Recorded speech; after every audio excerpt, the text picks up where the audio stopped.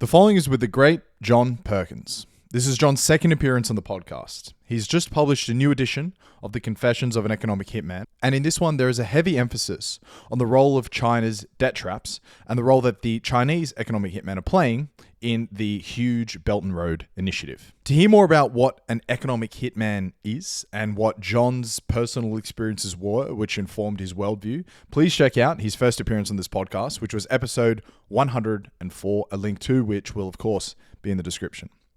But in this conversation, you can expect to hear some different stuff from John, more pertaining to the contents of his new book.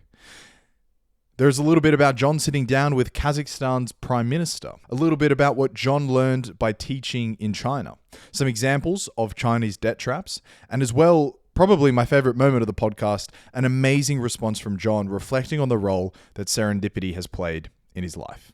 So, I hope that you all know the drill by now. Pump your good juice into the algorithm. And to do this is via 5-star reviews. Because this podcast took me 5 hours to put together, but will only take you 5 seconds to review. And with absolutely no further ado, here is the great man, John Perkins. Mr. Perkins, talk about the 4 pillars of the Chinese economic hitmen. Well, thanks, Ryan, and please call me John. The 4 pillars are, then these go back centuries throughout history, go back to the classical times of Greek and Roman and Chinese and Persian empires. And they're basically, the first is fear of attack, fear of enemies, so on and so forth. The second is debt, putting people into debt. And in the old days, sometimes that was not even money debt. That was, favored debts. It still can be. I want to, you're the potentate of another kingdom and I give you my daughter in marriage, but you owe me, kind of thing.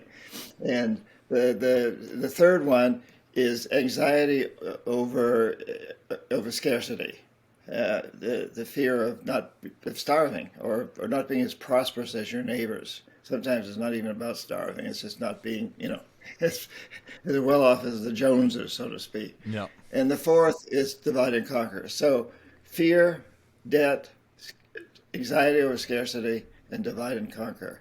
And throughout history, those have changed. There used to be a lot more emphasis on fear, and that's reemerging. But for a long period of time after the Vietnam War, when the United States was reigning pretty much supreme, we were up against the Soviet Union in some respects, but economically, the Soviet Union didn't have anywhere near the power we had. Only militarily did we fear them. And so at that point, the military was pretty much replaced by debt, which was my job, which is what economic hitmen do, and we can go more into that. But so debt became the driving force for many years. And then after 9/11, the fear reemerged in the war effort. And of course, today with Ukraine and the fear that's driving a lot of relationships between China and the United States and Russia and the United States, fear is playing a big role. The threat of military incursions. Is there anything unique or different to this archetypal Chinese economic hitman? Well, yes. There's a big difference, particularly between the Chinese and the American. So the Chinese have really learned a lot from the successes and the failures of people like me. I taught at an MBA program in Shanghai a few years back, and what I understood, what I came to see was that those students were really picking my brain to see what I'd done right and what I'd done wrong. And they have a different story. So, especially in the area of divide and conquer, they have this new Silk Road. So they say, we're not about dividing and conquer. The United States, during our time, we were very much about that. We always had some enemy out there. That's the Soviet Union, or for a while we didn't really have too much of an enemy, so that's when we focused on debt. But then it was Al-Qaeda and Muslim terrorists, in Iraq and Afghanistan. So there's been a tremendous emphasis on that. And dividing countries, are you with us or are you against us in these wars? But the Chinese are saying, we're building a new Silk Road. We're building this Belt and Road Initiative, as the official title, and it's going to connect the world. So they go to a country like, let's say, Ecuador, Latin America. And we would have said to Ecuador, here, take one of these loans from us. So both countries say, take loans from us and pay our companies to build big infrastructure projects. The loans are collateralized by some resource of yours, oil or copper, or today lithium and cobalt and the metals that we need for the green economy. That's the collateralization. Take this loan from us, hire our companies, American or Chinese, to build big infrastructure projects in your country that'll help a few very, very wealthy people, and therefore it'll look like the whole economy is increasing because GDP really measures how well the wealthy are doing. And eventually you're going to be selling your collateralized resource to us very cheaply because you're not going to be able to pay back your loan. That's part of the debt deal. And the Chinese say the same thing that we did. But we also said to a country like, let's say, Ecuador, it could be Nigeria or whatever, and you will develop a special trade relationship with the United States in the process, a bilateral trade relationship. The Chinese are saying, no, we're going to build you, if you're in Latin America, we'll build you ports that connect you not just with other places in Latin America, but with Africa and with Asia and with Europe. So we're building this international trading network. We're not going to divide and conquer anymore. That's what they say, and it's one of the reasons why they're being very careful not to be too critical of Russia, but to try to play the role of a peace broker. I think Xi is very much trying to do that. We just heard recently that he's going to have another meeting with Putin very soon, so the Chinese have brought this new story to the whole thing. It's about bringing people together, whether it's a sincere attempt to do that or whether it's based on some, very self-serving interests or both, we don't know. But it's a very, very compelling story. And they also can tell the world, look, we had 10% economic growth for 30 years. We brought over 700 million people out of dire poverty, more than the rest of the world combined. Nobody else has done anything close to that. So if you're the leader of a low-income country with resources that both the United States and China covet, you might very well look at the Chinese model as being the one that you would prefer to choose, which isn't to say that you want a government policy like China's, or social issues like China, but you might choose their economic system, which is very different from ours. You write in the book about teaching at that MBA in Beijing, that you regret not tampering down all the negatives from what you were doing. I got the sense that these guys came out in the other end with a playbook, and you had to be like, well, wait a minute, guys, this actually isn't a good thing. Yeah, they were very, very clever about wanting to know our system, and that was really what I was there to teach about. Frankly, it was after I wrote the original Confessions of an Economic Hitman. They wanted to hear these things, and I was willing to talk about them. But I also really got a very strong message from them, which is a very positive one, Ryan, and that is, time after time, these students would tell me in class and outside of class, when I was having a meal with them, or drinking beers with them, they'd say, we created an economic miracle, and it came at a terrible price environmentally and socially. We suffered under terrible pollution. We don't want that for our children, but we've shown that we can create a miracle. So in the future, we're gonna create a green miracle. We're gonna become the greenest country on the planet. I liked hearing that in a way, and I think I know they were serious. Whether they'll do it or not remains to be seen. But they're in the process. Contrary to what most Americans think, they are doing a lot in that direction. I came back from that visit to China, a teaching spree, and I spoke at Cornell University to about 2,000 U.S. MBA students. There was a big gathering of MBA students from all over the United States. And I told them what the Chinese students had said. And I said, don't you let them beat you out. You here in the United States, let's us become the greenest country. Let's have a World Cup on which country is the greenest on the planet. Every year, let's have a competition. that could be a very, very good thing. We'll see if it happens. But in a way, it's beginning to happen. Where the United States is talking about, well, we got to relocate our industries that make microchips and other high-tech components that are currently being made in China. We're going to make them here at home, and so on and so forth. So we're very in this very, very interesting time, Ryan. And I think that the strongest message, and I think the biggest message of my new book, which is the third in the Economic Hitman trilogy that focuses on China, the strongest message is that these two countries, the United States and China, contribute about 50% to the world economy, and the same to world pollution. And we're locked in this competition. It's a race to disaster. We have to turn it around. We both have to change. We have to recognize that there are no winners on a dead planet. So who's going to win? Nobody on a dead planet.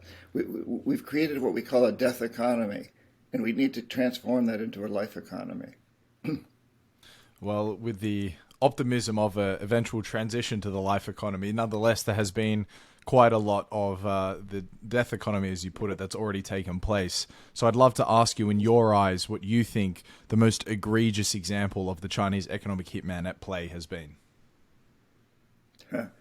Well, there's a lot of examples, and I haven't been every place in the world where they have built projects. But I have spent a lot of time in Ecuador. As you know, I was a Peace Corps volunteer there and an economic hitman. And I was just there this past year. I go every year. And Ecuador was very upset with the United States' loan policies. Ecuador had a president named Rafael Correa who was president for over 10 years after a long line of military dictators that came on and off, on and off. Correa has a PhD in economics from the University of Illinois. He knows our system very well. When he became president, one of the first things he did was appoint a commission to study the debt that Ecuador was told that it owed the World Bank and the other institutions that are part of that system. And that commission came to the conclusion that the Ecuadorian people did not owe about $10 billion worth of that debt. They said, the World Bank never should have given this money to the military dictators. The people had no choice in the matter. The military dictators made this decision, and they made a lot of money off of it. And Correa kind of laughs and said, the World Bank owes this money. Maybe John Perkins owes this money, because I was there when some of that was going on. But he said the Ecuadorian people don't owe the money. So he defaulted on it. And immediately, Ecuador's credit ratings went down, down, down, down with Standard & Poor's and Fitch and the other agencies. And it was a pariah on the world economic scene. China stepped in and gave Ecuador a $1 billion loan, and then another $1 billion very soon, and on pretty easy conditions to repay.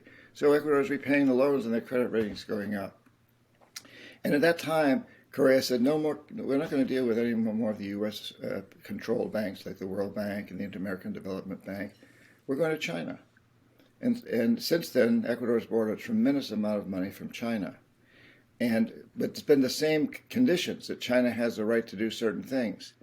One of the things China did with the loans was, and Ecuador asked for, was to build a huge hydroelectric plant, but that would serve almost half the country.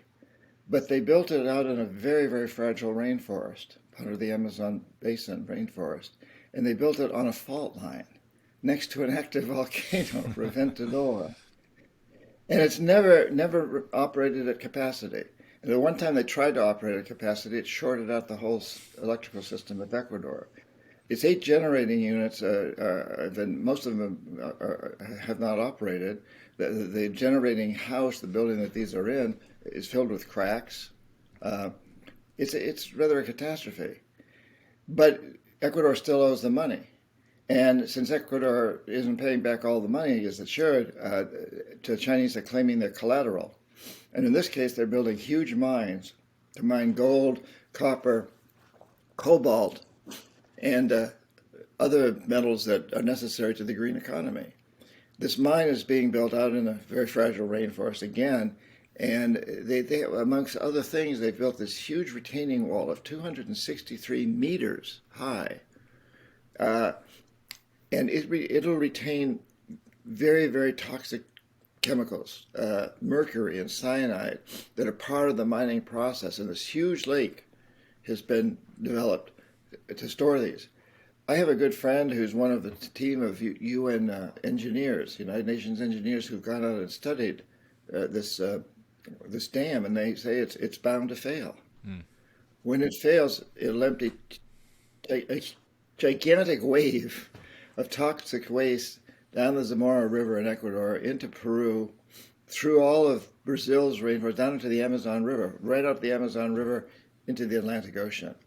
So that's just one example. China has done some very, very bad engineering projects around the world. The Chinese, when you ask them about this, they say, yes, those are growing pains. We're on a learning curve. It's a pretty devastating learning curve if you happen to be one of these countries who still owes the money. Yeah. What about the other end of that Sino-Hydro story? Because, and you document it in the book, but their whole project was shrouded by all types of accusations of corruption. Correct. Yes. And in fact, President Correa no longer can go to Ecuador. He's living in Belgium, where his wife is from and where he got an MBA. He's been found guilty in absentia. I think it's 8 counts now of corruption and other crimes. Of course, he denies them, and his party is becoming increasingly popular in Ecuador. So he may, under other leadership, but still relating to him. So he may be back. We'll see. But yes, there was all kinds of accusation of corruption, and I think there's little doubt that there was a great deal of corruption. Yeah. I don't think at this point, I have not seen any evidence that he himself was corrupt, but certainly some of the people, it appears very likely that people under him were corrupt. So that's your sort of archetypal example of the Chinese enacting their debt trap diplomacy in Ecuador, because the US wouldn't lend the money, or at least Korea decided not to take the US's offer of the money, and so therefore they got into the pockets of the Chinese.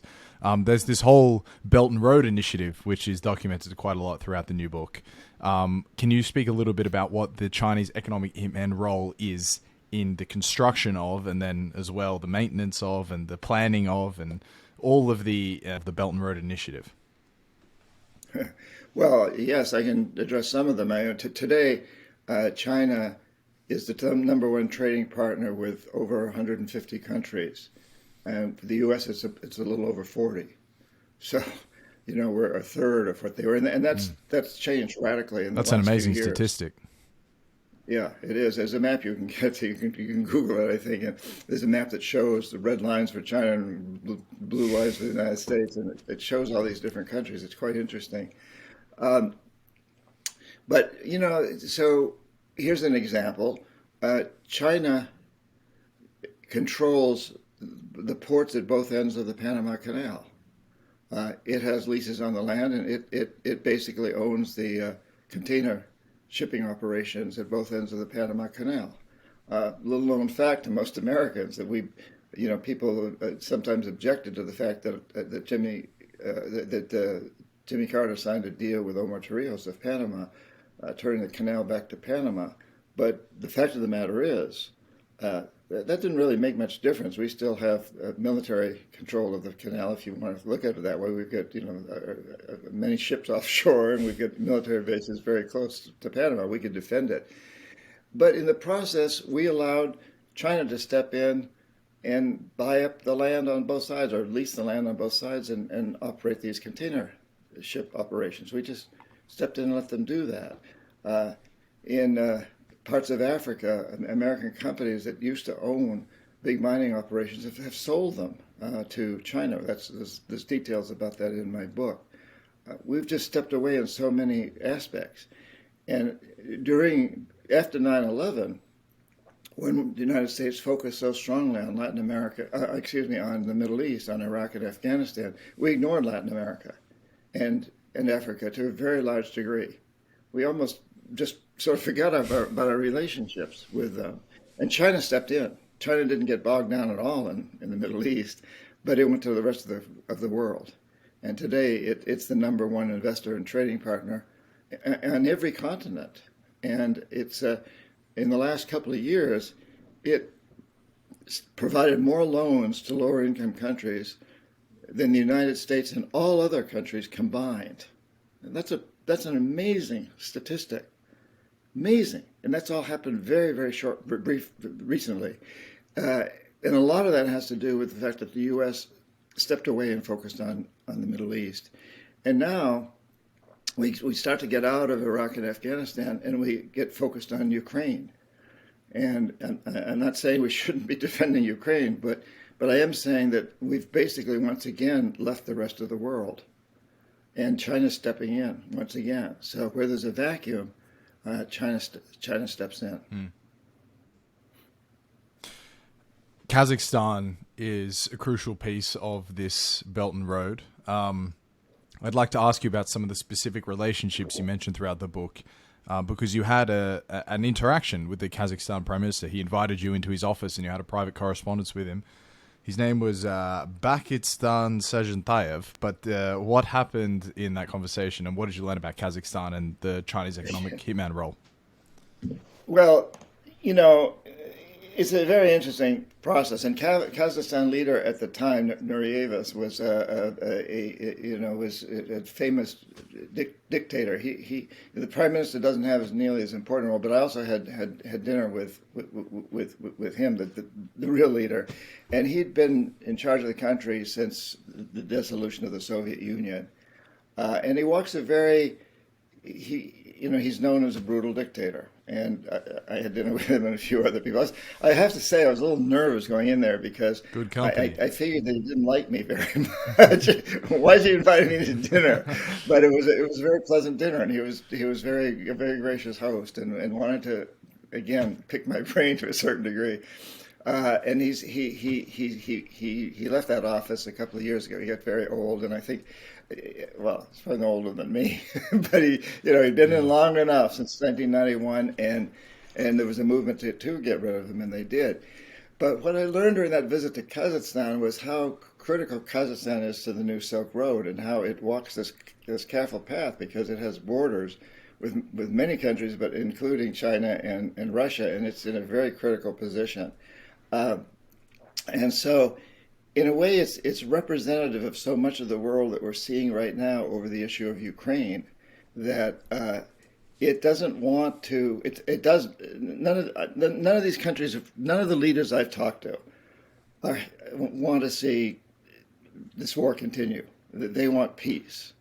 The Ukrainian war does not serve anybody's best interests, except maybe the owners of a few corporations that build military equipment on both sides. And Kazakhstan is in that same sort of position as is China of let's not alienate Russia. Let's continue talking to Russia.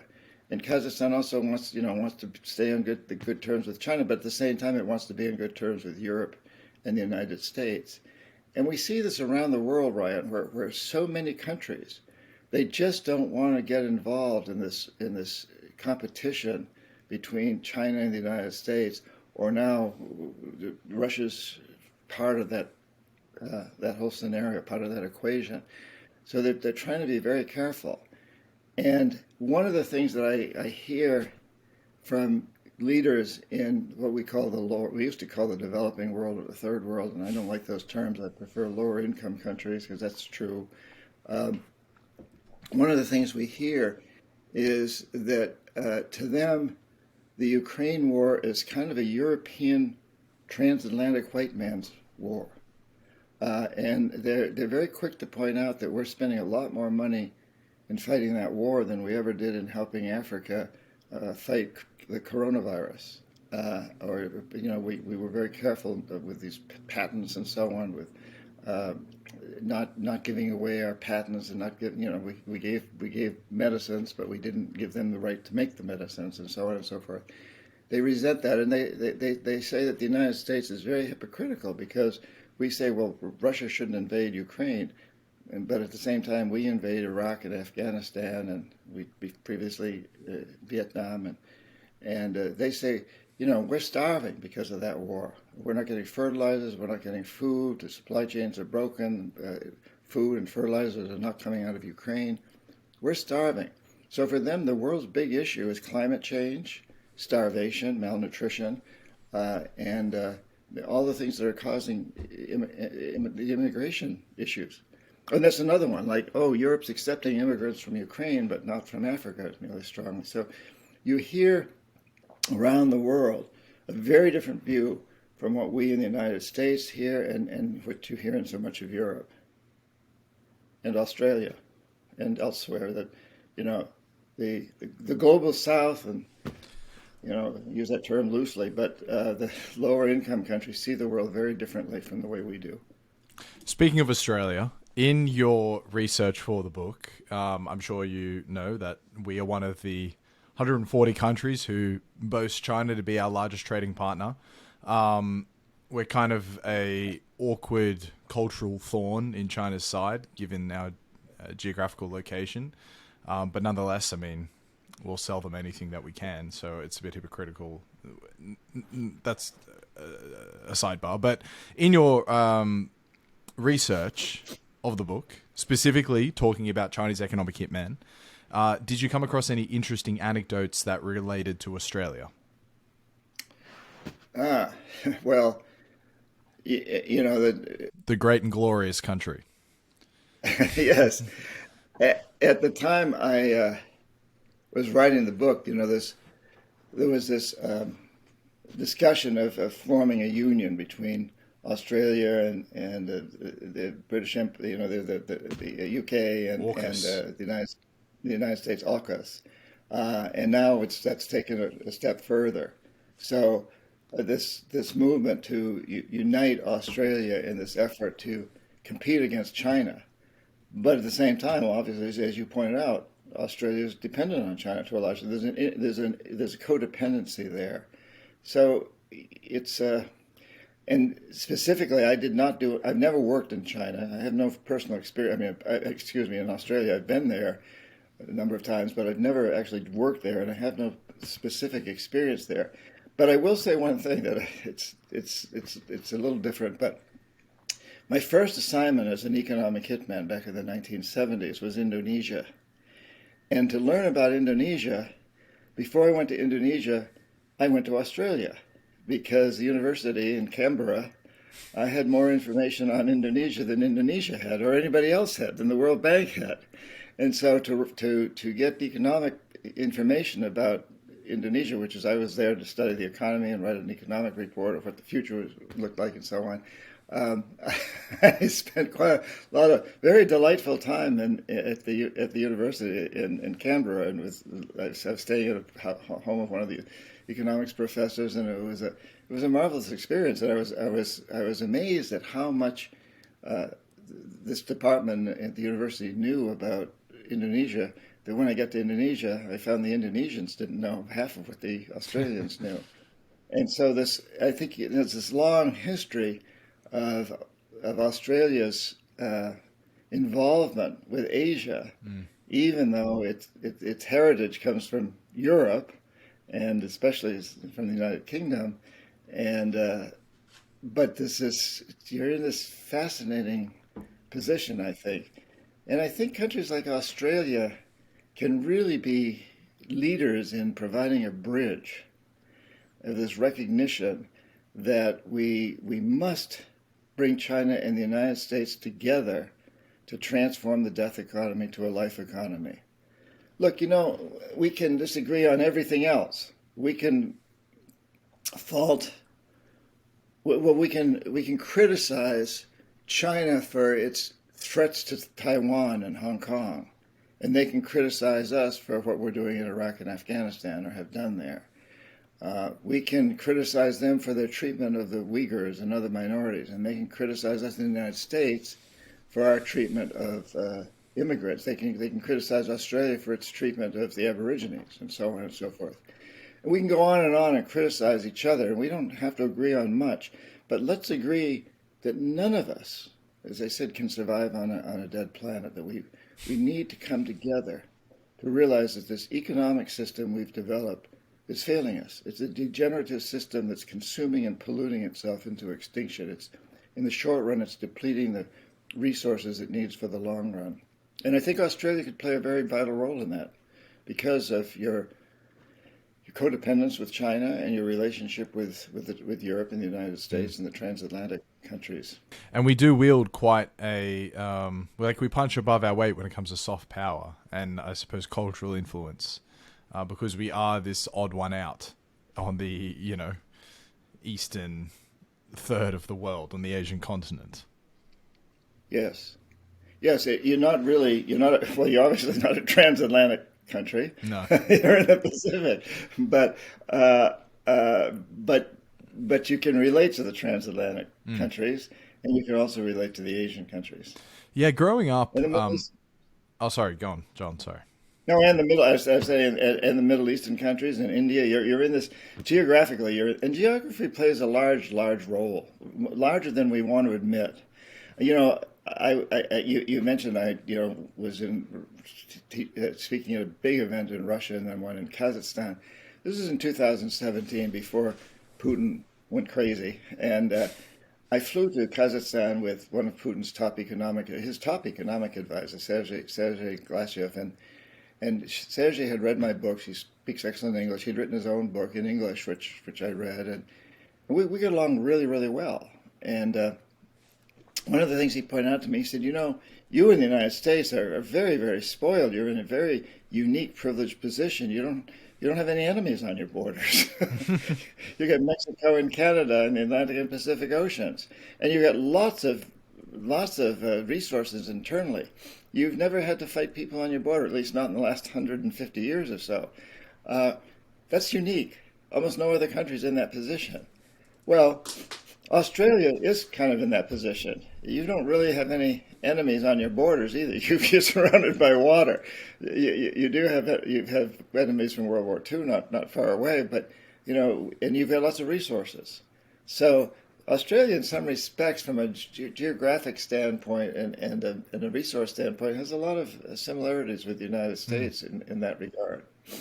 The only difference is that I think something like 90% of our land is almost uninhabitable because you can't grow anything on it, and there is such a restricted amount of water. If we had the same land geography as the US had, then we would, without a doubt, be a similar sized superpower because our population is capped at 20, 25 million, whatever we are now. Simply because of that fact, you can't live in the middle of the country. You can live on this thin sliver on the coast. This is going off memory now, so it's almost certainly wrong. But something like 95% of the population lives on 5% of the land, something like that. And it's just concentrated to this idyllic, beautiful, thin sliver of the eastern coast of like New South Wales and Victoria. But Peter Zeihan and Jared Diamond and Tim Marshall, these like great authors who've contributed amazing things. They all talk about the geographical determinism explanation for why the US is actually the just incredible superpower it is. Yeah. And in addition to what you're saying, not only do we have these resources and we're privileged to be a long way away from enemies, we also have a very aggressive history. So, and that feeds into it too, the history of desperate people from Europe moving to the United States. And a lot of them were very violent people.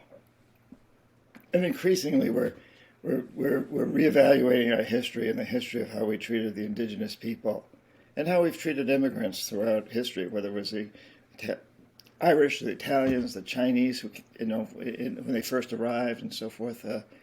There's this streak of feeling like the dominators from the very beginning, this idea of dominating. And now we've taken that to the step of dominating nature, which is also one of the characteristics of the death economy. So the death economy is based on really the idea of human supremacy, that humans have the right to ravage the earth, whereas the life economy is based on the idea that we have to that the goal is not short-term profits or short-term materialistic consumption, which is the goal of the death economy, but the goal of the life economy is long-term benefits for people and nature, and paying people mine the plastics in the oceans, and and paying people to clean up pollution, and paying people to regenerate destroyed environments, regenerate coral reefs, and recycle and develop new technologies that go way beyond solar and wind. We've done a lot very, very rapidly with solar and wind, but there's forms of energy production and everything else that we haven't even conceived of. So we can create an economic system that has a lot of room for growth, but growth in new directions, growth in the directions of making the planet a more habitable place, and recognizing that we are a part of nature, not apart from nature, as your Aboriginals have always understood, and as our indigenous people, and all of us, we all come from ancestors who for more than 200,000 years knew that they were a part of nature and had to live within the limits of nature. We've deviated from that in the blink of history. This is a terrifically irresponsible tangent to run down, but given a lot of your experience with traditional cultures deep inside the Amazon, do you guys have any insight into shamanic practices with the Aboriginals? Did they have sort of similar traditions and ceremonies to worship and celebrate and get closer to the land?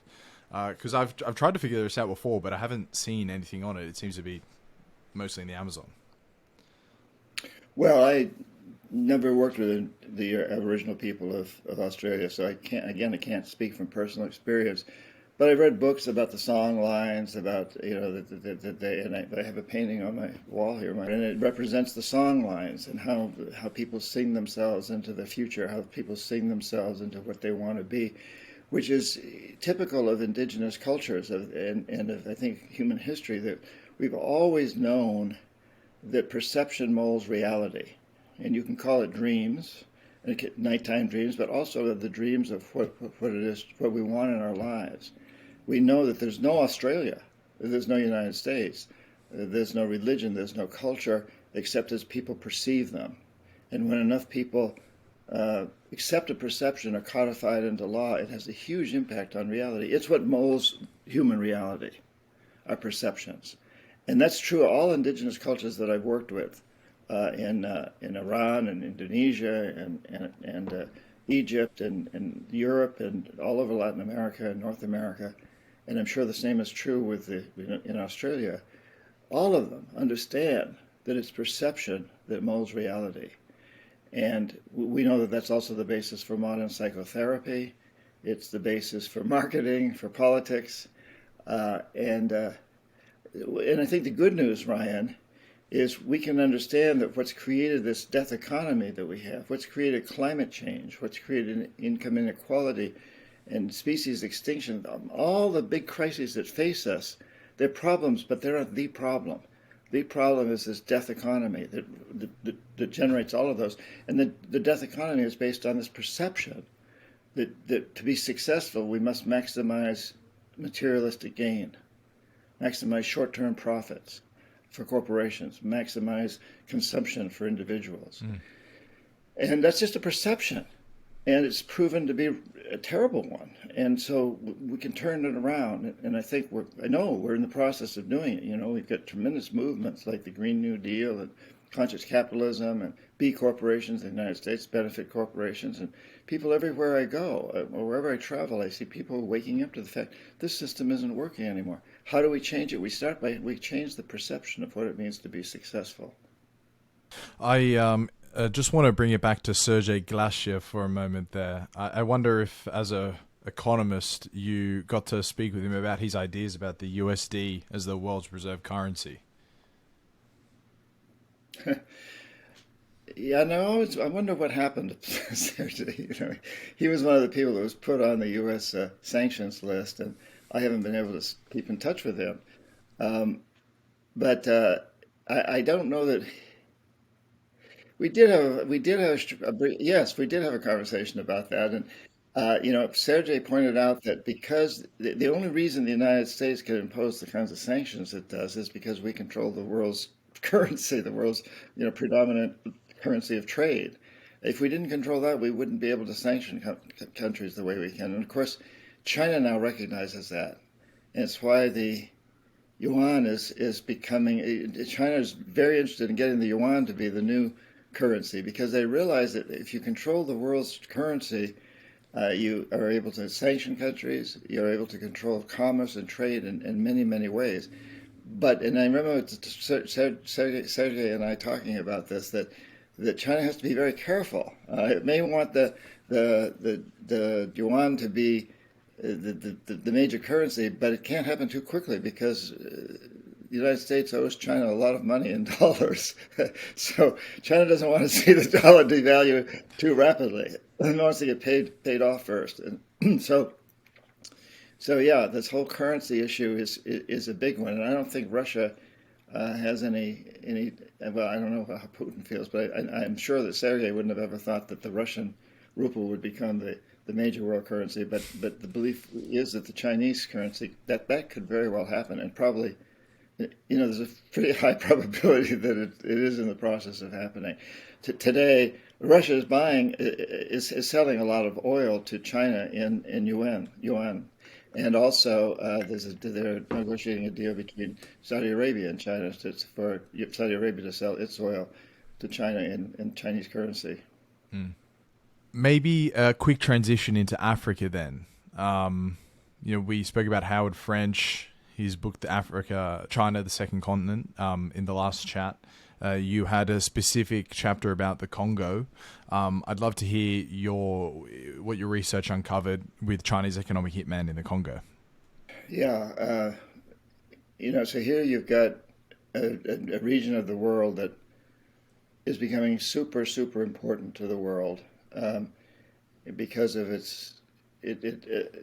because of all the resources it has, and a lot of them that are about the green economy, things like lithium and cobalt and other such minerals and metals, and China has been moving into the Congo. I remember I tell the story in the book about how back when I was an economic hitman, my boss, the chairman of the board of the company, he was this is in the 70s, and he was in his 80s, and he remembered going into the Congo to look at developing a hydro project way back around 1900. And we were now looking at developing huge projects, especially hydro projects, and encouraging aluminum companies to locate there, because aluminum companies need hydroelectric cheap energy, basically. And the decision was made by my company that it was too risky. Africa was just too risky.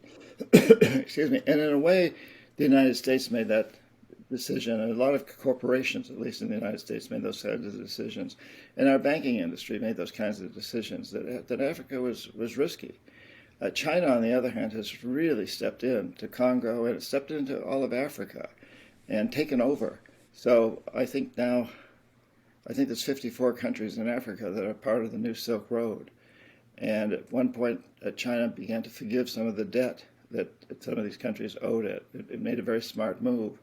They're falling back on that now that their economy is not growing as rapidly as it had. But Congo, like the part I cited about Ecuador, is in that kind of a position where it's very attractive in one respect for them to side with China, to accept loans from China, to invite Chinese companies in. At the same time, they're seeing some difficult situations in some of the projects that are being built. And as I mentioned earlier, too, some of the European and American mining companies recently have sold off their assets to Chinese companies, which I think has been a huge mistake if we really feel that we're in a competition with China, which we undoubtedly are.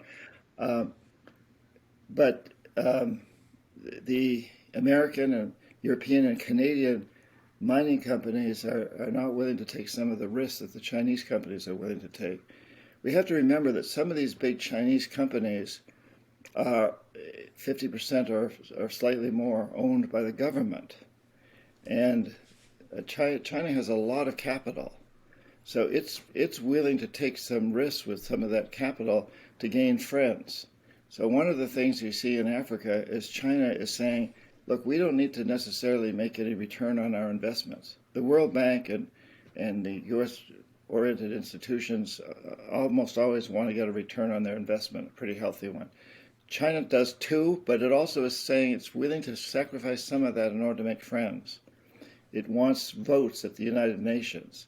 It wants to be accepted as part of the international community. And that, I think that's particularly important to it in Africa, because Africa's got all these resources, and it's, you can reach Africa, you can build communications and transportation networks on land between Africa and China, as well as by sea. Is there a specific debt trap in the Congo that's top of mind? Well, I guess, what do you mean by a specific? You mean a specific project, a specific deal. Are you thinking of something? No, I've got nothing. Okay. I think mining in general, and owning or controlling the rights to the mineral resources, which are extensive in Congo, and also the energy facilities that go along with that. So, the Congo River and that whole network of rivers presents some tremendous opportunities for hydroelectric power. And many of the mining industries, and particularly if you want to set up a value-added system so you can be more attractive to countries like Congo and say, not only we're going to mine the products here, but we're going to help you build the industries they'll be owned by China perhaps, but they'll be in your country and hire some of your laborers, and we can also produce the hydroelectric power that's required to energize these industries. Okay. Well, John, we are closing down on the time, so there are 3 questions that I try to ask as many guests as possible that I didn't get a chance to last time, which I would be thrilled to run by you. The first being, could you speak about the role that serendipity has played in your life? Yeah, I write about this in this book and others, that I think, there's serendipity, or what we might call fate, and that happens. And what's important is how we react to it. So, for example, I was strongly opposed to the Vietnam War. But serendipitously, I happened to come of age when the draft was imposed in the United States, and I was draftable age. So for about 9 years, I had to fight the draft. And I had quit college. I got fed up with college, and I went to work for the Hearst newspapers, and I loved that job. I loved working for the Hearst newspapers. I was in the city room. It was dynamic. It was exciting. I loved it. I never would have gone back to college. The draft sent me back to college. Serendipitous, the draft. But how did I react to it? I didn't go, I didn't go to Canada. I didn't go to prison. If I had, something else would have happened. I don't know. Maybe it would have been different. I instead went back to college and got a degree in business administration, which eventually allowed me to become an economic hitman, which then allowed me to write these books and expose the system and spend the rest of my life trying to change it. Had the draft not been there, that wouldn't have happened. The serendipitous draft. And then I got out of business school, and I'm still eligible. So I joined the Peace Corps, which was, you could get out of the draft through the Peace Corps. Sent me to the Amazon. I spent 3 years in Ecuador, in the Amazon and the Andes. And that changed my life and got me interested in shamanism. And shamanism also has taught me how perception is so important, and how we can use that now to transform a death economy to a life economy. So that one event of the draft, which was, and I was serendipitously born at a time when the United States had this draft, and I was eligible for 9 years. It had a huge impact on my life. It was totally unforeseen, and I deeply resented it at the time. I did not want to go back to college. I did not want to join the Peace Corps. Once I got out of business school, I wanted to go out and make a lot of money instead of going deep into the jungle. But in retrospect, man, what a gift. What a gift. And that's just one example, and there've been many in my life. And another one, a very quick one is, I for the first 7 years or so that I was an economic hitman, chief economist at this consulting firm, I believed in what I was doing. I could look at the statistics that if you go to a lower income country and they want to prosper, and you invest money in these big infrastructure projects and take their resources as collateral, their economy grows. And statistically, we can show that it does. But then serendipitously, I get to meet Omar Torrijos, who is the head of state of Panama. I'm sent down there to corrupt him. But instead, we become friends. And he invites me to barbecues and wild parties and so on and so forth. And at one point, or several points, he takes me aside and says, John, don't you understand the lie you're selling to yourself and the world? You're not helping the people of these countries. You're helping a few rich families who own the means of production. That's what GDP measures. It does not measure prosperity of all the people. And so this serendipitous assignment to Panama, and then hanging out with Omar, and the fact that Omar liked me, even though I was there to try to corrupt him and he didn't want to be corrupted, it helped me understand after 7 years that what I was doing was wrong. And it took me another couple to get out of that business and spend the rest of my life writing about it. Again, it opened the door for me to see the story behind the story. My life is full of serendipitous events. And again, I think what's always important is not that they happen to us, but how do we react to them? What do we do with them?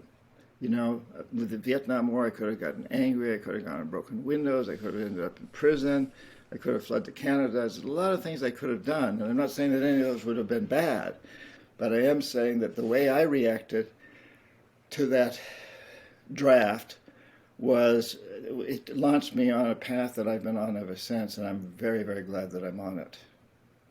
John, what an incredible answer. And, it just reaffirms life can be understood backwards, but it must be lived forwards. Had you not done the 3 years in Ecuador in the Peace Corps, Charles T. May might not have been interested in you to do the job, which ended up taking you all around the world and ultimately meeting Omar Torrijos. And had you not met him, you never would have written the book Confessions of an Economic Hitman, and wouldn't have sold 2.5 million copies, and wouldn't have influenced all these people around the world. So that was an incredible response. Thank you very much for that.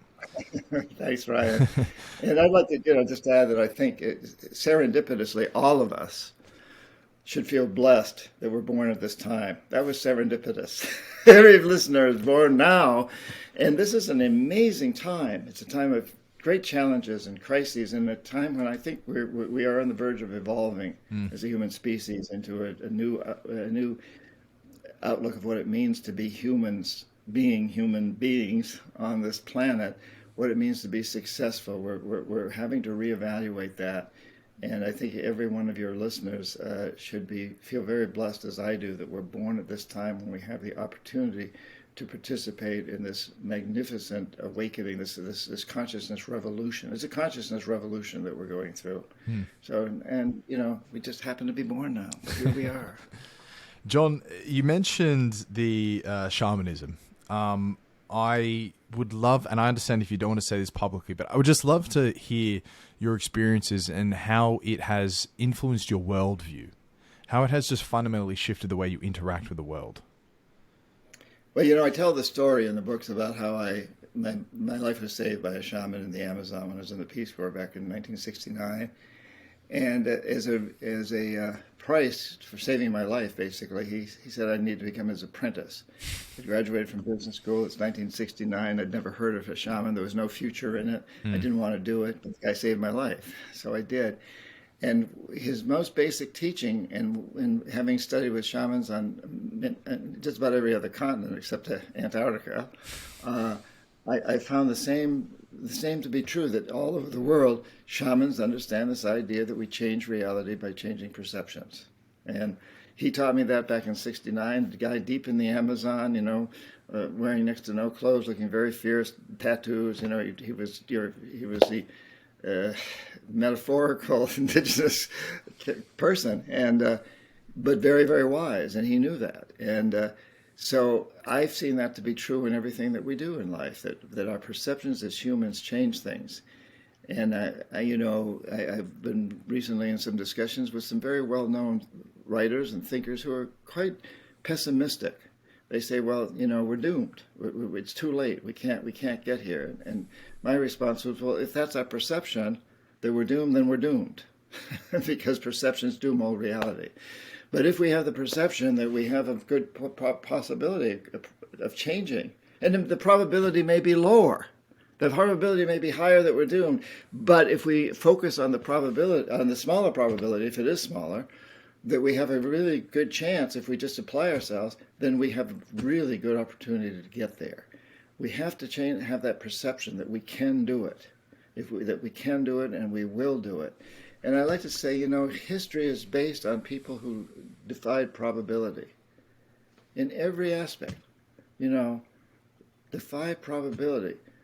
Being an American, I could say that we know that in 1774 the probability was that the British Army would defeat these bunch of farmers.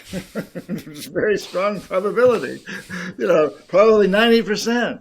But that probability proved to be wrong. And history is written on that. I think the probability of Australia is when a bunch of prisoners came over there. It had a pretty dour-looking future, but that all turned around. The probabilities turned around, and we could say that time and time and time again. And so I think that shamanism taught me that, and it very, very strongly.